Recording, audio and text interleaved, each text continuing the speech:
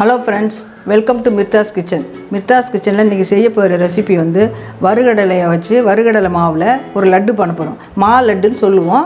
அது சிம்பிளானது தான், ஹெல்த்தியானது, குழந்தைங்க விரும்பி சாப்பிடுவாங்க. அதை நம்ம எப்படி செய்கிறதுன்றது பார்க்கலாம். அதுக்கு முன்னாடி அதுக்கு தேவையான பொருள் என்னன்னு பார்க்கலாம். இந்த கப்பில் ஒரு கப் அளவுக்கு வறுகடலையை நான் லேசாக வறுத்து வச்சுருக்கேன். அதே அளவுக்கு சர்க்கரை எடுத்திருக்கேன், நெய் எடுத்திருக்கேன், ஏலக்காய் ஒரு 4 எடுத்திருக்கேன், முந்திரி சீர் கொஞ்சம் எடுத்திருக்கேன். வாங்க அது எப்படி செய்கிறதுன்றதை பார்க்கலாம். மிக்ஸி ஜாரில் அந்த ஒரு கப்பு கடலையை போட்டுடலாம். வறுகடலையை போட்டுடுறேன்.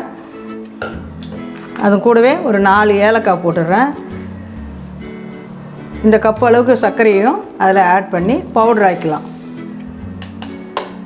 இது எல்லாமே போட்டாச்சு. நம்ம போய் மிக்சியில் கொஞ்சம் அரைச்சி எடுத்துகிட்டு வந்துடலாம். மாவு வந்து நம்ம அரைச்சி எடுத்துகிட்டு வந்துட்டோம். எல்லாமே அரைச்சி சலித்து எடுத்துருக்கேன். நான் இதில் எல்லாத்தையும் கலந்துட்டு வச்சுருவோம். இதுக்கு அடியிலே பக்கத்தில் ஒரு ஸ்டவ் ஆன் பண்ணி நெய்யை கொஞ்சம் சூடு பண்ணிக்கலாம். நெய் சூடானோடனே முந்திரியை வறுத்துக்கலாம். முந்திரி, திராட்சை இதெல்லாம் போடுறதுலாம் நம்மளுடைய ஆப்ஷன் தான். விருப்பப்பட்டால் போட்டுக்கலாம், இல்லைனா கூட பரவாயில்லை. நெய் சூடாயிடுச்சு. இந்த பாத்திரத்தில் நெய்யை வந்து ஊற்றிக்கலாம்.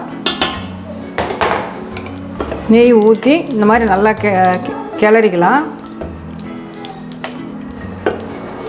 ஒன்றோட ஒன்று நெய்யிலே இது வந்து ஒன்றோட ஒன்று கலந்து வரணும்.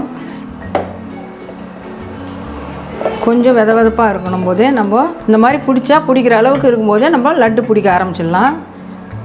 நீங்கள் என்ன சைஸ் வேணுனாலும் பிடிச்சிக்கலாம். பெரிய சைஸாக இருந்தாலும் பிடிச்சிக்கலாம், சின்ன சைஸும் பிடிச்சிக்கலாம்.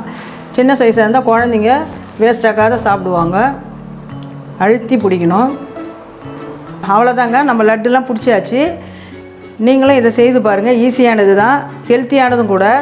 நீங்களும் செஞ்சு பாருங்கள். உங்களுக்கு பிடிச்சிருக்குன்னு நினைக்கிறேன். வீடியோ பிடிச்சிருந்தால் லைக் பண்ணுங்கள், ஷேர் பண்ணுங்கள், கமெண்ட்ஸ் பண்ணுங்கள். மிர்தாஸ் கிச்சனுக்கு மறக்காமல் சப்ஸ்கிரைப் பண்ணுங்கள். Thanks for watching.